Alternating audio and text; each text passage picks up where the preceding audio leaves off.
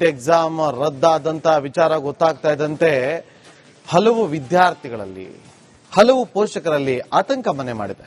ಏನಪ್ಪಾ ಮಾಡೋದು ಅಂತೇಳಿ ಈಗ ನೀಟ್ ಆಕಾಂಕ್ಷಿ ಅಂಬಿಕಾ ಅನ್ನೋರು ಈಗ ನಮ್ಮೊಂದಿಗೆ ನೇರ ಸಂಪರ್ಕದಲ್ಲೇ ಜಾಯ್ನ್ ಆಗಿದ್ದಾರೆ. ಅಂಬಿಕಾ ಅವರೇ ನಮಸ್ಕಾರ. ನಮಸ್ಕಾರ ಸರ್. ಅಂಬಿಕಾ ಅವರೇ, ಈಗ ರದ್ದಾಗಿದೆ, ಈಗ ಮತ್ತೊಮ್ಮೆ ಪ್ರಿಪೇರ್ ಆಗಬೇಕು, ಏನ್ ಮಾಡ್ತೀರಿ? ಈಗ ಏನ್ ಆಗಬೇಕಿತ್ತು? ನಾವು ತುಂಬಾ ಕಷ್ಟಪಟ್ಟು ಓದಿದ್ವಿ, ರದ್ದಾಗಿದೆ. ಮತ್ತೊಮ್ಮೆ ಪ್ರಿಪೇರ್ ಆಗ್ಬೇಕು. ತುಂಬಾ ಕಷ್ಟ ಆಗುತ್ತಲ್ವಾ ಪ್ರಿಪೇರ್ ಆಗೋದು? ತುಂಬಾ ಕಷ್ಟ ಆಗುತ್ತೆ.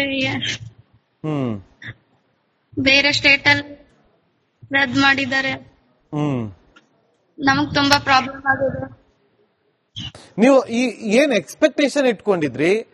ಯಾವುದನ್ನ ಚೂಸ್ ಮಾಡಬೇಕು ಅನ್ಕೊಂಡಿದ್ರಿ ಆಫ್ಟರ್ ರಿಸಲ್ಟ್? ಮೆಡಿಕಲ್ ಜಾಯಿನ್ ಆಗ್ಬೇಕು ಅನ್ಕೊಂಡಿದ್ವಿ. ತುಂಬಾನೇ ಕನಸುಗಳು ಇಟ್ಕೊಂಡಿದ್ವಿ, ಡಾಕ್ಟರ್ ಆಗೋದು ಎಲ್ಲ. ಓಕೆ, ಬೇಸರ ಪಟ್ಕೋಬೇಡಿ, ಕುಗ್ಬೇಡಿ, ಇನ್ನೊಂದು ಅವಕಾಶ ಸಿಗುತ್ತೆ. ಯಾಕೆಂದ್ರೆ ನೋಡಿ, ಇವತ್ತು ಒಂದು ಕಡೆಯಿಂದ ನಾವು ಯೋಚನೆ ಮಾಡೋದಾದ್ರೆ ಅಂಬಿಕಾ ಅವರೇ, ನೋಡಿ, ಯಾರೋ ಕಾಪಿ ಮಾಡಿ ಪೇಪರ್ ಲೀಕ್ ಆಗಿ ಅದರಿಂದ ಅವರು ಒಂದಷ್ಟು ಚಾನ್ಸ್ಗಳನ್ನ ಗಿಟ್ಟಿಸ್ಕೊಬಿಡ್ತಾ ಇದ್ರು. ಅದು ಅಕ್ರಮ ದಾರಿಯಿಂದಾಗಿ. ಅದು ತನಿಖೆ ಆಗುತ್ತೆ, ಸೂಕ್ತವಾಗಿ ತನಿಖೆ ಆಗುತ್ತೆ. ನಂದು ಇನ್ನೊಂದು ಪ್ರಶ್ನೆ ಅಂಬಿಕಾ ಅವರೇ, ಈ ನೀಟ್ ಎಕ್ಸಾಮ್ ನೀವು ಬರೆದ್ರಲ್ಲ, ಎಷ್ಟು ದಿನ ಪ್ರಿಪೇರ್ ಮಾಡ್ಕೊಂಡಿದ್ರಿ? ಯಾವ ರೀತಿಯಾಗಿ ಪ್ರಿಪೇರ್ ಮಾಡ್ಕೊಂಡಿದ್ರಿ? ಹೇಗೆಲ್ಲ ನೀವು ಮೆಂಟಲಿಟಿಯಾಗಿ ಸಿದ್ಧರಾಗಿದ್ರಿ? 2 ವರ್ಷದಿಂದ ಪ್ರಿಪೇರ್ ಆಗಿದ್ವಿ. ತುಂಬಾನೇ ಕಷ್ಟಪಟ್ಟಿದ್ವಿ, ತುಂಬಾನೇ ಎಕ್ಸಾಮ್ಸ್ ಬರ್ದಿದ್ವಿ. ತುಂಬಾ ಕಷ್ಟಪಟ್ಟು ಬರ್ದು ಟ್ರಿಪ್ಪಿಗೆಲ್ಲ ಬಂದಿದ್ವಿ, ರದ್ದು ಆಗುತ್ತೆ. ಬಟ್ ಈಗ ರೀ ಎಕ್ಸಾಮ್ ನಡೆಯುತ್ತೆ ಅಂತ ಬಂದಾಗ ಏನ್ ಹೇಳೋದಕ್ ಬಯಸ್ತೀರಿ? ಕಷ್ಟ ಆಗುತ್ತೆ, ಹೌದು, ಆದ್ರೆ 2 ವರ್ಷದಿಂದ ಪ್ರಿಪೇರ್ ಆಗಿದ್ದೀರಿ, ಅದ್ಯಾವುದನ್ನು ಕೂಡ ಮರೆಯೋದಕ್ಕೆ ಸಾಧ್ಯ ಇಲ್ಲ. ಸ್ವಲ್ಪ ರೀಕಾಲ್ ಮಾಡ್ಕೋಬೇಕಾಗತ್ತೆ, ಆದ್ರೆ ತುಂಬಾ ಕಷ್ಟ, ಕಾಲಾವಕಾಶ ಕಡಿಮೆ ಇರುತ್ತೆ ಅಲ್ವಾ ರೀ ಎಕ್ಸಾಮ್ ಅಂತ ಬಂದಾಗ ಅಂಬಿಕಾ? ಹೌದು ಸರ್. ಆದ್ರೂ ಮಾಡ್ಬೇಕಲ್ವಾ ಈಗ? ಪೇರೆಂಟ್ಸ್ ಏನಂದ್ರೆ ಈಗ? ಪೇರೆಂಟ್ಸ್ ತುಂಬಾ ಅಂಬಿಕಾ ಅವರೇ, ಪ್ಯಾನಿಕ್ ಆಗ್ಬೇಡಿ, ಟೆನ್ಷನ್ ತಗೋಬೇಡಿ, ದಯವಿಟ್ಟು ಪ್ಯಾನಿಕ್ ಆಗ್ಬೇಡಿ. ನೀವೇ ಅಷ್ಟಲ್ಲ, ಯಾವುದೇ ಒಂದು ಆಕಾಂಕ್ಷೆಗಳಿದ್ರು ಕೂಡ, ನೀಟ್ ಆಕಾಂಕ್ಷೆಗಳಿದ್ರು ಕೂಡ ಪ್ಯಾನಿಕ್ ಆಗಕ್ ಹೋಗ್ಬೇಡಿ, ಗಾಬರಿ ಆಗ್ಬೇಡಿ. ಇನ್ನೊಂದು ಅವಕಾಶ ಇದೆ. ಒಂದು ಏನಾದ್ರೂ ರದ್ದಾಗಿದೆ ಅಂತಾರದು ಒಳ್ಳೇದಕ್ಕೆ ಆಗಿದೆ ಅಂತ ಅಂದ್ಕೊಂಡು ನೀವು ನಿಮ್ಮ ಮನೋಬಲವನ್ನ ಮತ್ತಷ್ಟು ಹೆಚ್ಚಿಸಿಕೊಂಡು ಮತ್ತೊಮ್ಮೆ ರೀಕಾಲ್ ಮಾಡ್ಕೊಳ್ಳಿ. ಅಂಬಿಕಾ ಅವರೇ, ತಲೆ ಕೆಡಿಸ್ಕೋಬೇಡಿ, ಪ್ಯಾನಿಕ್ ಹಾಕೋಗ್ಬಿಡಿ, ಆಯ್ತಾ? Thank you. ಪಾಪ ನೋಡಿ, ಮಕ್ಕಳು ಅಳ್ತಿದ್ದಾರೆ. ಮೇ 2ರಂದು ರಾಜಸ್ಥಾನದಲ್ಲಿ ಪ್ರಶ್ನೆ ಪತ್ರಿಕೆ ಸೋರಿಕೆಯಾಗಿತ್ತು. ವಾಟ್ಸ್ಆಪ್, ಟೆಲಿಗ್ರಾಮ್ ಆಪ್ಗಳಲ್ಲಿ ಈ ಪ್ರಶ್ನೆ ಪತ್ರಿಕೆ ಸೋರಿಕೆ ಆಗಿತ್ತು. ಪ್ರೈವೇಟ್ ಮಾಫಿಯಾ ಅನ್ನೋ ಗ್ರೂಪ್ನಲ್ಲಿ ಪ್ರಶ್ನೆ ಪತ್ರಿಕೆ ಲೀಕ್ ಆಗಿತ್ತು. ಸುಮಾರು 400 ಜನರಿದ್ದಂತಹ ಗ್ರೂಪ್ನಲ್ಲಿ ಪ್ರಶ್ನೆ ಪತ್ರಿಕೆ ಸೋರಿಕೆಯಾಗಿತ್ತು. ಪ್ರಶ್ನೆ ಪತ್ರಿಕೆ ಸೋರಿಕೆ ಮಾಡೋದಕ್ಕಾಗಿಯೇ ಈ ಗ್ರೂಪ್ ಅನ್ನ ಸೃಷ್ಟಿ ಮಾಡಿದ್ರು ಅಂತ ಹೇಳಲಾಗ್ತಾ ಇದೆ.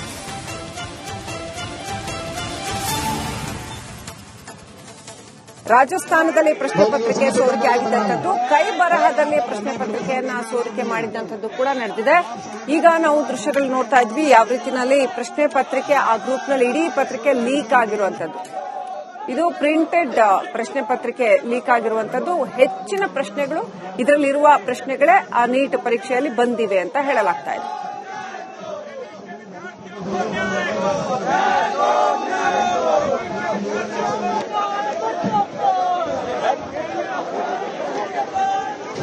ಬೆಳಗಾವಿಯಿಂದ ಸತೀಶ್ ಅಂತ ಕರೆ ಮಾಡಿದ್ದಾರೆ. ನಮಸ್ಕಾರ ಸತೀಶ್ ಅವರೇ. ನಮಸ್ಕಾರ ಸರ್. ನಮಸ್ಕಾರ ಸರ್. ಏನ್ ಹೇಳ್ತೀರಿ? ಏನಿಲ್ಲ ಸರ್, ರೀ ಎಕ್ಸಾಮ್ ಇದನ್ ಮಾಡ್ರಿ. ಈಗ ಎಲ್ಲಾ ಹುಡುಗರಿಗೆ ತೊಂದರೆ ಇರದ, ಎಲ್ಲಂದ್ರ ಅಭ್ಯಾಸ ಮಾಡೋದ್ ಬಿಟ್ಟು ಎಲ್ಲಾ ಟ್ರಿಪ್ಗೆ ಆ ಕಡೆ ಹೋಗಿರ್ತಾರ್ರಿ. ಹೋಗಲ್ರಿ, ಏನ್ ಪ್ರಾಬ್ಲಮ್ ಇಲ್ಲ, ಮತ್ತೊಂದ್ ಬರೀಬಹುದ್ರಿ. ಆದ್ರೆ ನಮ್ದು ಒಂದ್ ಇದನ್ರಿ, ನಿಮ್ಮ ಮೀಡಿಯಾದಿಂದ ಒಂದು ಇನ್ಫಾರ್ಮೇಶನ್ ಕೊಡುದಂದ್ರಿ ಸರ್. ಈಗ ಆಲ್ರೆಡಿ ಲೀಕ್ ಆಗೈತ್ರಲ್ಲ, ಅವ್ರಿಗೆ ಶಿಕ್ಷೆ ಆಗ್ಬೇಕ್ರಿ ಸರ್. ನಮ್ಮ ಹುಡುಗರು ಏನೋ ನೋಡ್ರಿ, ನಮ್ಮ ಹುಡುಗರಿಗೆ ಹರೇಸ್ಮೆಂಟ್ ಆತ್, ಎಷ್ಟೋ ಹುಡುಗರಿಗೆ ಹರೇಸ್ಮೆಂಟ್ ಆತ್ರಿ, ಆಗ್ಲಿ. ಆದ್ರೆ ಇನ್ನು ಮುಂದೆ ಮರುಕಳಿಸಬಾರ್ದ್ರಿ. ಅವ್ರು ಯಾರು ಲೀಕ್ ಮಾಡ್ಯಾರು ಮತ್ತೆ ಯಾರು ಇದನ್ ಮಾಡ್ಯಾರ, ಅವ್ರಿಗೆ ನೀಟ್ ಎಕ್ಸಾಮ್ ಕುಂಡ್ರಸ್ಲಾಕ್ ಕೊಡಬಾರ್ದ್ರಿ. ಅಂದ್ರೆ ಇದೊಂದು ಒಂದು ದೊಡ್ಡ ಶಿಕ್ಷೆ ಆತಂದ್ರ ಮುಂದಿನ ಸಲನು ಹಿಂಗ್ ಮುಂದಿನ ಹುಡುಗರು ಭವಿಷ್ಯನು ಹಾಳಾಗಬಾರ್ದು ನಮ್ಮ ಅಭಿಪ್ರಾಯ ಸರ್. ಈಗ ನೋಡ್ರಿ ನೀವು ವರ್ಷ ತಕ ಅಭ್ಯಾಸ ಮಾಡಿ ಬರೀದ್ರಿ, ಯಾರೋ ಕಾಪಿ ಮಾಡಿ ಬರೀದ್ರಿ, ಹುಡುಗರು ಭವಿಷ್ಯ ಎಲ್ಲಿ ಹೋಗ್ತಾರ ಸರ್? ಇದು ಏನೋ ಸಿಕ್ತು ಗೊತ್ತಾತು ಚಲೋ ಆತ್ರಿ. ಇದು ಯಾರು ತಪ್ಪು ಮಾಡ್ಯಾರಲ್ಲ ಅವ್ರಿಗೆ ಶಿಕ್ಷೆ ಆಗ್ಬೇಕಂತ ನಮ್ರಿ. ಈಗ ಏನೋ ಮಾಡ್ಲಾರ್ದ ಹುಡುಗರಿಗೆ ರೀ ಎಕ್ಸಾಮ್ ಬರೀದ್ ಒಂದ್ ದೊಡ್ಡ ಶಿಕ್ಷೆ ರೀ. ಹೌದು ಹೌದು. ಆದ್ರ ನೆಕ್ಸ್ಟ್ ಟೈಮ್ ಹಿಂಗ ಆಗಬಾರ್ದ್ರಿ. ಅಭ್ಯಾಸ ಮಾಡಿದವ್ರ ಮುಂದ್ ಹೋಗ್ಬೇಕ್ರಿ. ಯಾರು ಮಾಡ್ಯಾರ ಅವ್ರಿಗೆ ನೀಟ್ ಎಕ್ಸಾಮ್ ಕುಂಡ್ರಸ್ಲಾಕ್ ಕೊಡ್ಬಾರ್ದ್ರಿ. ಯಾರು ಆಫೀಸರ್ ಅದಾರ ಅವ್ರನ್ನ ಸಸ್ಪೆಂಡ್ ಮಾಡ್ಬೇಕ್ರಿ. ಯಾವ್ದೇ ತರ ಇಂಡಿಯಾದಾಗ ಜಾಬ್ ಸಿಗಬಾರ್ದ್ರಿ. ಅಂತದ ಕಟ್ನಿಟ್ಟಾದೊಂದು ಶಿಕ್ಷೆ ಆತಂದ್ರೆ ಇದೊಂದು ಮಾದರಿ ಆಗ್ತದೆ ಅಂತ ನನ್ನ ಅಭಿಪ್ರಾಯ ಸರ್. Correct correct. ಓಕೆ, ಧನ್ಯವಾದ ಸತೀಶ್ ಅವರೇ ಕರೆ ಮಾಡಿದ್ದಕ್ಕೆ. ನೋಡಿ, ಮೇ 2ನೇ ತಾರೀಕು ರಾಜಸ್ಥಾನದಲ್ಲಿ ಪ್ರಶ್ನೆ ಪತ್ರಿಕೆ ಸೋರಿಕೆಯಾದಂತಹ ವಿಚಾರ ವಿದ್ಯಾರ್ಥಿಗಳು ಪೋಷಕರ ಆಕ್ರೋಶಕ್ಕೆ ಕಾರಣ ಆಗ್ತಾ ಇದೆ. ಸುಷ್ಮಾ ಅಂತೇಳಿ ಮತ್ತೊಬ್ರು ಗದಗದಿಂದ ಕರೆ ಮಾಡಿದ್ದಾರೆ. ಸುಷ್ಮಾ ಅವರೇ ನಮಸ್ಕಾರ. ನಮಸ್ಕಾರ ಸರ್. ಇದು ಯಾರ ಬೇಜವಾಬ್ದಾರಿ ಅಂತ ಅನ್ಸುತ್ತೆ ನಿಮ್ಗೆ? ನನ್ಗಿದು ಎಕ್ಸಾಮ್ NTA ಬೇಜವಾಬ್ದಾರಿ ಅನ್ಸುತ್ರಿ ಸರ್. ಎಷ್ಟೋ ಜನ ಓದ್ತಿರ್ತಾರೆ. ಈಗ ನಮ್ ತಂಗಿನ 2 ವರ್ಷ ಆತ್ರಿ ಸರ್ ಕಷ್ಟಪಟ್ಟು ಓದಾತಿ. 2 ಸಲಿನೂ ಹೊರಗೆ ನಾವ್ ಹಚ್ತೀವ್ರಿ. ಈಗ 2 ವರ್ಷನೂ ಕಂಟಿನ್ಯೂ ಅಕಾಡೆಮಿ ಮಾಡ್ತೀವಿ.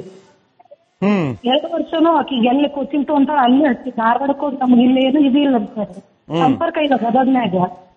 ಅಲ್ಲಿ ನಾವು ಇಲ್ಲೇ ಧಾರವಾಡದೊಳಗೆ 2 ವರ್ಷ ಕಂಟಿನ್ಯೂ ಹೋದ ಸರ್. ಒಂದು ಫಂಕ್ಷನ್ ಬಂದಿಲ್ಲ. ರೀಸೆಂಟ್ ಆಗಿ ನಂದ ಮ್ಯಾರೇಜ್ ಆಗಿತ್ತು ಸರ್, ಮ್ಯಾರೇಜಿಗೆ ಬಂದಿಲ್ಲ.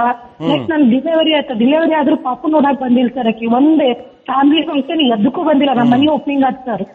ಪ್ರತಿಯೊಂದಕ್ಕೂ ಎದಕ್ಕೂ ಬರ್ಲಾರ್ದಂಗ್ ಕಷ್ಟಪಟ್ಟು ತಾವು ಓದಿ ಇದನ್ ಮಾಡ್ಯಾಳ ಸರ್ ಆಕಿ. ಈಗ ಮರುಪರೀಕ್ಷೆ ಅಂತ ಹೇಳ್ತಿದಾರ, ಏನ್ ಹೇಳ್ತೀರಿ? ಇಡ್ಬೇಕು ಸರ್, ಅವ್ರು ಮರುಪರೀಕ್ಷೆ ಮಾಡಬೇಕು ಸರ್. ಅವ್ರಿಗೆ ಎಲ್ಲರಿಗೂ ಅನ್ಯಾಯ ಆಗೈತದ. ನಮ್ಮಂತವ್ರು ಎಷ್ಟೋ ಜನ ಅದಾರ, ಅವ್ರಿಗೆ ಎಲ್ಲರಿಗೂ ಅನ್ಯಾಯ ಆಗೈತೆ ಸರ್. ಅದು ರೈತರ ಮಕ್ಕಳು ಸರ್ ನಾವು. ಹಿಂಗಾಗಿ ಎಷ್ಟು ಇದನ್ನ ರೊಕ್ಕ ಕೊಟ್ಟು ಹಚ್ಚಿರ್ತೀವಿ. ಅವ್ರ ಮರುಪರೀಕ್ಷೆ ನಡ್ಸಬೇಕು ಸರ್. ಅವ್ರು ನೀವು ಬಿಡ್ಬೇಡ್ರಿ ಸರ್. ಎಷ್ಟಾಗುತ್ತೆ ಹೋರಾಟ ಮಾಡ್ರಿ. ನಿಮ್ಮಿಂದನ ನಮ್ಗೆಲ್ಲರಿಗೂ ಇದು ಆಗುತ್ತೆ ಸರ್, ಪ್ರಾಫಿಟ್. ನಮಗ್ ಸಚಿವರು ಶರಣ ಪ್ರಕಾಶ್ ಪಾಟೀಲ್ ಅವರೇ ಖುದ್ದು ಸಂಪರ್ಕದಲ್ಲಿದ್ದಾರೆ. ಶರಣ ಪ್ರಕಾಶ್ ಪಾಟೀಲ್ ಅವರೇ ನಮಸ್ಕಾರ. ನಮಸ್ಕಾರ. ಏನ್ ಹೇಳ್ತೀರಿ? ಈಗ ರದ್ದಾಗೋಗಿದೆ ನೋಡಿ, ಈಗ ಏನ್ ಹೇಳ್ಬೇಕು, ಈಗ ಕೇಂದ್ರ ಸರ್ಕಾರ ಸಂಪೂರ್ಣವಾಗಿ ವಿಫಲವಾಗಿದೆ. ಇದು ಮೊದಲನೇ ಸರಿ ಅಲ್ಲ. ಕಳೆದ 4-5 ವರ್ಷದಿಂದ ಪ್ರತಿ ವರ್ಷ ನೀಟ್ ಪರೀಕ್ಷೆ ಗೊಂದಲದ ಗೂಡಾಗಿದೆ. ಇವರು ಕೇಂದ್ರ ಸರ್ಕಾರ ಇದು ಕಾಂಪಿಟೆಂಟ್ ಆಗಿ ಇದು ಒಂದು ಎಕ್ಸಾಮ್ ಕಂಡಕ್ಟ್ ಮಾಡೋ ಯೋಗ್ಯತೆ ಇವರಿಗಿಲ್ಲ ಅಂದ್ಮೇಲೆ ಅವರು ರಾಜ್ಯಕ್ಕೂ ಬಿಟ್ಕೊಡ್ತಾ ಇಲ್ಲ, ತಾವು ಸರಿ ಮಾಡ್ತಾ ಇಲ್ಲ. ಈ ದೇಶದ ಮಕ್ಕಳ ಭವಿಷ್ಯದ ಜೊತೆ ಚೆಲ್ಲಾಟ ಆಡ್ತಾ ಇದ್ದಾರೆ ಅವರು. ಅಲ್ಲಂದ್ರೆ 2ನೇ ತಾರೀಕು ಮೇ 2ನೇ ತಾರೀಕು ಲೀಕ್ ಆಗಿರೋದು ವಿಚಾರ ಗೊತ್ತಾಗುತ್ತೆ. ಈಗ ಹೇಳ್ತಾರೆ ರದ್ದು ಮಾಡಿದೀವಿ ಮತ್ತೆ ಮರುಪರೀಕ್ಷೆ ಅಂತೇಳಿ. ಈಗ ಮಕ್ಕಳು ಏನ್ ಮಾಡ್ಬೇಕು? ಓದಿದ್ದಾಗೋಗಿದೆ, 2-3 ವರ್ಷ ಕಷ್ಟಪಟ್ಟಿದ್ದಾಗಿದೆ. ಈಗ ಒಬ್ರು ಮಾತಾಡ್ತಾ ಇದ್ರು ಶರಣ್ ಪ್ರಕಾಶ್ ಪಾಟೀಲ್ ಅವರೇ, ಫಂಕ್ಷನ್ಗಳು ತಪ್ಪಿಸ್ಕೊಂಡ್ರು, ಮದ್ವೆಗೆ ಬರ್ಲಿಲ್ಲ, ಯಾವುದೇ ಒಂದು ಆಡಂಬರ ಜೀವನ ಇರಲಿಲ್ಲ, ಬರೀ ಓದಲೇ ಇದ್ರು 2 ವರ್ಷ. ಈಗ ಕಷ್ಟಪಟ್ಟು ಬರೆದು ಕನಸುಗಳನ್ನ ಇಟ್ಕೊಂಡಿದ್ದಂತವ್ರಿಗೆ ಈಗ ಇಂಥ ಒಂದು ಸುದ್ದಿ ಅವ್ರಿಗೆ ಬರ ಸಿಡಿಲಂತೆ ಬರ್ದೋಗಿದೆ ಅಂತೇಳಿ. ಅದು ನಿಜ. ನೋಡಿ, ಕೇಂದ್ರ ಸರ್ಕಾರ ಇದಕ್ಕೆ ಹೊಣೆ ಹೊತ್ಕೊಳ್ಬೇಕು. ಆಮೇಲೆ ಇದು ಒಂದ್ಸರಿ ಆದ್ರೆ ಏನಾದ್ರೂ ಯಾರು ತಿಳ್ಕೊಳ್ಬಹುದು. ಆದ್ರೆ ಇದು 4-5 ಸರಿ ಆಗ್ತಾ ಇದೆ ಅಂದ್ರೆ ಕೇಂದ್ರ ಸರ್ಕಾರ ಇದು ಉದ್ದೇಶ ಪೂರ್ವಕವಾಗಿ ಇವತ್ತು ಯಾವುದೋ ವ್ಯವಸ್ಥೆಯಲ್ಲೇನೆ ಲೋಪ ಇದೆ. ನೋಡಿ, ಇದು ಯಾರೋ ಮಾಡಿದ್ದಲ್ಲ, ಇದು ಈ ವ್ಯವಸ್ಥೆಯಲ್ಲೇನೆ ಲೋಪ ಇದೆ. ಅದನ್ನ ಕೇಂದ್ರ ಸರ್ಕಾರ ಸರಿ ಮಾಡೋಕ್ಕೂ ರೆಡಿ ಇಲ್ಲ. ಆಮೇಲೆ ಅವರು ಯಾರದ ರೆಸ್ಪಾನ್ಸಿಬಲ್ ಇದೆ ಅವ್ರ ಮೇಲೆ ಆಕ್ಷನ್ ತಗೊಳಕ್ಕೂ ರೆಡಿ ಇಲ್ಲ. ಇಲ್ಲಿವರೆಗೆ ನೋಡಿ ಇಷ್ಟಾಗಿದೆ. ಈ ಕನ್ಸರ್ನ್ ಯಾರು ಸಚಿವರಿದ್ದಾರೆ ಬಂದು ಕ್ಲಾರಿಫಿಕೇಶನ್ ಕೊಡ್ಬೇಕು, ದೇಶಕ್ಕೆ ರಾಜೀನಾಮೆ ಕೊಡ್ಬೇಕು ಫಸ್ಟ್ ಅವ್ರು. ಈ ರೀತಿ ಪ್ರತಿ ವರ್ಷ ಆಗ್ತಾ ಇದೆ. ಕಳೆದ ವರ್ಷನೂ ನಾವು ಅವ್ರ ರಿಸಿಗ್ನೇಷನ್ ಡಿಮಾಂಡ್ ಮಾಡಿದ್ದೆ. ಯಾಕಂದ್ರೆ that minister is incompetent minister, should resign ಅಂತ. ಆಮೇಲೆ ಅವ್ರ ಮೇಲೆ ಆಕ್ಷನ್ ತಗೊಳ್ತಾ ಇಲ್ಲ. ಇದು ಈ ರೀತಿ ಏನಾಗ್ತಾ ಇದೆಯಲ್ಲ, ಇದು ನಮ್ಮ ದೇಶದ ಯುವಕರ ಭವಿಷ್ಯ ಜೊತೆ ಚೆಲ್ಲಾಟ ಆಡ್ತಾರೆ. ಇದು ಯುವ ವಿರೋಧಿ ನೀತಿ ಇವ್ರದ್ದು ಕೇಂದ್ರ ಸರ್ಕಾರದ್ದು. ಇವತ್ತು ಈ ದೇಶದ ಯುವಕರ ಭವಿಷ್ಯ ಜೊತೆ ಚೆಲ್ಲಾಟ ಆಡ್ತಾ ಇದ್ದಾರೆ. These are A pack of incompetent fellows sitting at the centre. Okay, ಈಗ ಶರಣ್ ಪ್ರಕಾಶ್ ಪಾಟೀಲ್ ಅವರೇ, ನೀವು ಸಚಿವರಿದ್ದೀರಿ, ಉನ್ನತ ಶಿಕ್ಷಣ ಸಚಿವರಿದ್ದೀರಿ. ಈಗ ನನ್ನ ನೇರವಾದಂತ ಪ್ರಶ್ನೆ, ಈಗ ರದ್ದಾಗಿದೆ, ಮರುಪರೀಕ್ಷೆ ಅಂತ ಹೇಳ್ತಿದ್ದಾರೆ. ಈಗ ನೀವು ನಿಮ್ಮ ಇಲಾಖೆ ವತಿಯಿಂದ ಮಕ್ಕಳಿಗೆ ಏನ್ ಸಂದೇಶ ಕೊಡೋದಕ್ಕೆ ಬಯಸ್ತೀರಿ? ಮಕ್ಕಳಿಗೆ ನಾವು ನೋಡಿ, ಇದು ಕೇಂದ್ರ ಸರ್ಕಾರ ಮೊದಲು ಕ್ಲಾರಿಫೈ ಮಾಡಬೇಕು. ಇದು ಎಷ್ಟು ಎಕ್ಸ್ಟೆಂಟ್ ಆಫ್ ಇದರಲ್ಲಿ ಇನ್ವಾಲ್ವ್ಮೆಂಟ್ ಇದೆ, ಇದಕ್ಕೆ ಎಲ್ಲೂ ಆಗಿದ್ದಕ್ಕೆ ಇಡೀ ಬೇರೆ ಬೇರೆ ರಾಜ್ಯದ ಮಕ್ಕಳು ಯಾಕೆ ಇದಕ್ಕೆ ಬಲಿ ಆಗ್ಬೇಕು? ಇದಕ್ಕೆ ಯಾವ ಕೇಂದ್ರ ಸರ್ಕಾರ ಬಂದು ಇದಕ್ಕೆ ಏನು ಯಾವ ರೀತಿ ಎಷ್ಟು ಎಕ್ಸ್ಟೆಂಟ್ ಆಫ್ ಇದು ಆಗಿದೆ, ಇದಕ್ಕೆ ಈ ರೀತಿ ಅವ್ರು ನಿರ್ಧಾರ ತೆಗೆದುಕೊಳ್ಳಿಕ್ಕೆ ಏನ್ ಕಾರಣ ಇದೆ ಅಂದ್ರೆ ದೇಶಕ್ಕೆ ಅವರು ರೆಸ್ಪಾನ್ಸಿಬಿಲಿಟಿನೇ ಇಲ್ಲ ರೀತಿಗೆ ಅವರು ವರ್ತನೆ ಇದೆ. ಅವ್ರು ಯಾರು ಕ್ಲಾರಿಫೈ ಮಾಡ್ಬೇಕಲ್ಲ ಕೇಂದ್ರ ಸರ್ಕಾರ. ಈಗ ನರೇಂದ್ರ ಮೋದಿ ಅವರು ದೊಡ್ಡ ಮಾತಾಡ್ತಾರೆ, ಈ ಸಂಬಂಧಪಟ್ಟ ಮಂತ್ರಿ ಮೇಲೆ ಆಕ್ಷನ್ ತಗೊಳ್ಳಿ, ನೋಡೋಣ ಗೊತ್ತಾಗುತ್ತೆ. ನೋಡಿ ಇವ್ರಿಗೆ ಬೇಜವಾಬ್ದಾರಿತನದ ಪರಮಾವಧಿ ಇದು. ಇದು ಕೇಂದ್ರ ಸರ್ಕಾರ it's pack of incompetent fellows running the central government. ಲಕ್ಷಾಂತರ ನೀಟ್ ಆಕಾಂಕ್ಷಿಗಳು ಪೋಷಕರು ಇವತ್ತು ಪ್ಯಾನಿಕ್ ಆಗಿದ್ದಾರೆ. ಶರಣ್ ಪ್ರಕಾಶ್ ಪಾಟೀಲ್ ಅವರೇ, 23 ಲಕ್ಷ ಮಕ್ಕಳು ಎಕ್ಸಾಮ್ ಬರೀತಾರೆ ಪ್ರತಿ ವರ್ಷ. ಹಾ, ಮತ್ತೆ ಅದ್ರಲ್ಲಿ ಇರೋದು 1,10,000 ಸೀಟು.